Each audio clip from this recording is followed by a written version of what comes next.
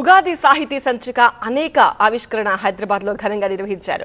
కుల మతాలకు అతీతంగా 110 మంది కవులు రచయితలతో ఉగాది సంచికను ఆవిష్కరించడం సంతోషకరమన్నారు పత్రిక సంపాదకులు సమయ మంత్రి చంద్రశేఖర శర్మ.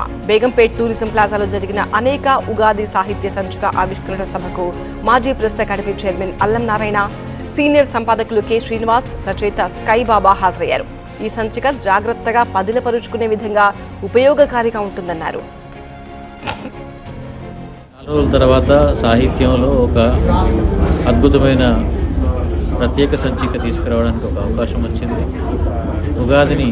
ఉగాది సందర్భంగా సాహిత్య ప్రత్యేక సంచిక ఒక 110 మంది రచయితలతో తీసుకొచ్చాము. ఇది కులాలకు మతాలకు అతీతంగా అన్ని కులాల వాళ్ళు, అన్ని ప్రాంతాల వాళ్ళు తమ రచనలు అందజేసి ఈ సంచికకు సహకరించారు. ఈ సంచిక రూపొందించడానికి దాదాపు 200 మందిని మేము కాంటాక్ట్ చేయడం జరిగింది.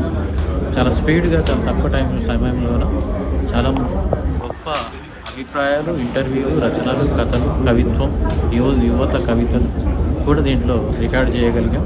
ఇది ఎప్పటికీ దాచుకోదగ్గ సంచికగా రూపొందింది. దీన్ని ఆదరించండి. భవిష్యత్తులో మరిన్ని సంచికలు తీసుకురావడానికి మమ్మల్ని ప్రోత్సహించండి. Thank you.